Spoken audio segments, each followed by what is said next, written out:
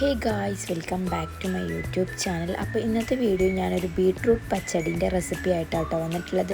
ഓണത്തിനൊക്കെ special ആണല്ലോ അല്ലേ. അപ്പോൾ നമുക്കിതിൻ്റെ റെസിപ്പി നോക്കിയാലോ. അതിന് വേണ്ടിയിട്ട് ഞാനിതവിടെ ഒരു ബീട്രൂട്ടാട്ടോ എടുത്തിട്ടുള്ളത്.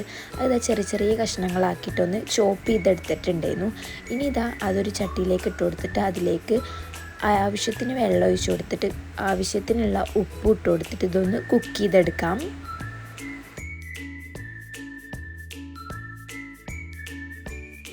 ബീട്രൂട്ട് ഇതാ ഇവിടെ ഒന്ന് തിളച്ച് വരുന്നുണ്ട് കേട്ടോ. ഇനി നമുക്കിതാ ഒരു കൈപ്പിടി നിറച്ചും തേങ്ങ എടുത്തിട്ടുണ്ട്. അതിലേക്ക് ഇതാ ഇഞ്ചി, പിന്നെ എരിവിന് ആവശ്യമായിട്ടുള്ള പച്ചമുളക്, പിന്നെ കുറച്ച് കറിവേപ്പിൻ്റെ ഇലയും കൂടി ഇട്ട് കൊടുത്തിട്ട് ഇതിലേക്ക് ഒരു 2-3 ടേബിൾ സ്പൂൺ വെള്ളം കൂടി ഒഴിച്ച് കൊടുത്തിട്ട് ഇതൊന്ന് അടിച്ചെടുക്കാം. ഇനി ഇതാ ഞാൻ ഇതിലേക്ക് ഒരു 1/2 ടേബിൾ സ്പൂൺ കടുകും കൂടി ഇട്ട് കൊടുത്തിട്ട് ഇതൊന്ന് പേസ്റ്റ് ആക്കി എടുക്കുന്നുണ്ട്.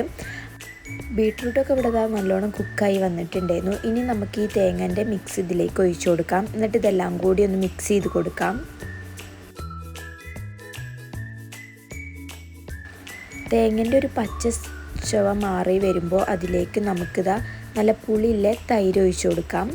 എന്നിട്ട് ഇതെല്ലാം കൂടി ഒന്ന് മിക്സ് ചെയ്ത് കൊടുക്കാം.